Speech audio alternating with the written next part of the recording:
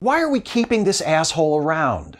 That's my question that lies at the heart of this little trip through the Sam Harris being a shitty person neighborhood of memory lane. Why is there still a significant portion of the atheist skeptical community that seems determined to protect this bigoted asshole at all costs? Why is this self-impressed know-it-all who compulsively demonizes Muslims while claiming that's not what he's doing, who disrespects women while insisting he actually respects them more, who proudly aligns himself with racists and anti-feminists and xenophobes while insisting that he actually super disagrees with their views, still treated like one of the leading intellectual lights of modern atheism and skepticism?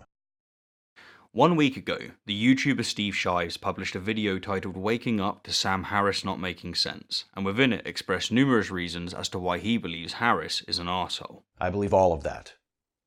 And I believe Sam Harris is an asshole. The video is, in my opinion, a character assassination of Harris, predicated on a misinformed interpretation of his views, a complete disregard for critical facts, a lack of sense of humour, and a seeming desire to just be offended. Now, I've had to pick and choose my battles with this one, as if I was to respond to all of Shives' criticisms, then this reply would take eons, and as much as I'd like to do that, I actually want to get back to some of my ongoing series, as I've got a bit of house cleaning to do on them. Given this, I recommend that you watch the whole of Shives' video before watching this response. This is Shives' Harris assassination debunked.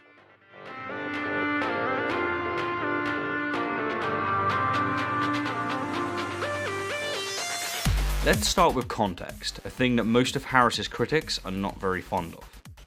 Steve Shives was inspired to make his video as a result of witnessing a heated Twitter exchange between Mahdi Hassan and Sam Harris. Long story short, Hassan, in reference to the Christchurch mosque shootings, published an article in which he accused Harris, among others, of playing a role due to his and their anti-Muslim rhetoric. And Harris responded by sharing a dated article in which he addresses such accusations at length. I've left a link to Hassan's article, Harris's article, and the Twitter exchange below in case you'd like to know more. And so, there's the context. You're up to date. Now, the first reason Shives gives as to why he believes Harris is an arsehole is because Harris treats religions unequally, and, according to Shives, he does so without good reason. The first controversy to which he responds in his response to controversy piece is his tendency to say repugnant things about Islam and the people who practice it. In the first paragraph of that section, he writes, "Because I am concerned about the logical and behavioral consequences of specific beliefs, I do not treat all religions the same." Now, Shives skips the next sentence, presumably because he believes it's not needed, but I want to emphasize it as I believe it's actually the crux of Harris's sentiment. He continues, "Not all religious doctrines are mistaken to the same degree, intellectually or ethically, and it is dishonest and ultimately dangerous to pretend otherwise. People in every tradition can be seen making the same errors, of course, e.g. relying on faith instead of evidence in matters of great personal and public concern. But the doctrines and authorities in which they place their faith run the gamut from the quaint to the psychopathic." Now, in my opinion, that right there, which Shives skipped, is a very good reason to focus more on Islam than, say, Jainism. Anyhow, onwards. For instance, a dogmatic belief in the spiritual and ethical necessity of complete nonviolence lies at the very core of Jainism, whereas an equally dogmatic commitment to using violence to defend one's faith, both from within and without, is similarly central to the doctrine of Islam. If you will not concede this point, you will not understand anything I say about Islam. Again, Shives skipped a sentence here, and in this case, it's a sentence that's followed by the words, "If you will not concede this point, you will not understand anything I say about Islam." Given this, let me read it. "These beliefs, though held for identical reasons, faith, and in varying degrees by individual practitioners of these religions, could not be more different. And this difference has consequences in the real world." And finally, here's Shives' criticism. Here's the problem. Many Muslims living in majority Muslim countries, and also here in the West, do not believe their faith contains the doctrine Harris declares to be central to Islam. Harris is taking his reading of the Quran as the only legitimate reading. He interprets it as calling upon the faithful to use violence to defend the faith, and he assumes that those who argue otherwise, including sincere practicing Muslims, are being either dishonest or willfully ignorant about what their religion says. I think that's not only arrogant on Harris's part. Why should his reading of the Quran be treated as the authentic one, especially when it seems to align so closely with that of extremists? It's also unfair to the millions of Muslims who don't find a call to violence in their faith. Okay, so first off, given the sentences that Shives left out, I hope it's clear why Harris doesn't treat all religions the same. Jains and Muslims, for example, both employ faith to substantiate their beliefs, as opposed to evidence. But to outsiders, the beliefs of Jains are benign compared to the beliefs of Muslims. For example, Jains practice, on faith, not hurting any entity whatsoever, and no matter how fanatic, how extreme, or how fundamental they become, they ain't gonna hurt anyone, literally. On the other hand, Muslims practice, on faith, Sharia law, which results in egregious violations of human rights. Talking of which, when Shives says Harris is taking his reading of the Quran as the only legitimate reading, he is demonstrably wrong. Harris bases most of his criticisms of Islam on what moderate Muslims actually purport to believe. In 2013, the Pew Research Center published a survey of over 38,000 moderate Muslims from over 39 different countries, and found, to name just a few of their findings, that there is massive support for executing apostates. We're talking from as low as 13% in southern Eastern Europe to as high as 76% in South Asia. Likewise, there's massive support for stoning adulterers, from 21% in Bosnia to 89% in Pakistan. What's more, a significant amount of those polled believe that wives must always obey their husbands, from 34% to 94%, and there's massive support for making Sharia law, which is law based on the Quran and the Hadith, the law of the land, ranging from 12% in Albania to 99% in Afghanistan, which, to be clear, would mean Muslims claiming jurisdiction over non-Muslims. These are the facts that constitute Harris's view of Islam, and these are the facts that people like Shives brush under the carpet. Many Muslims living in majority Muslim countries, and also here in the West, do not believe their faith contains the doctrine Harris declares to be central to Islam. Again, Harris's point is that a significant proportion of Muslims support egregious things explicitly because of their faith in Islam. Now, the fact that these Muslims don't see their beliefs as egregious, but actually as good, kind, and loving, doesn't somehow make them less egregious. Put it this way, whether those throwing homosexuals from rooftops believe they're the good guys or not, has little comfort to the innocent person who hits the floor. Moving on, a second and related comment that Shives gives that I'd like to respond to is that there's no true interpretation of Islam, and so, he implies, you can't really criticize it. Religions are social constructs. They don't exist solely in the pages of their holy books. They exist through the beliefs and practices of religious people.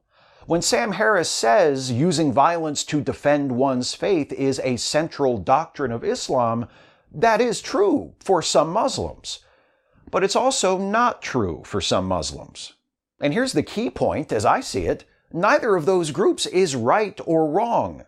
There's no such thing as a more authentic form of a religion, because it's all open to interpretation.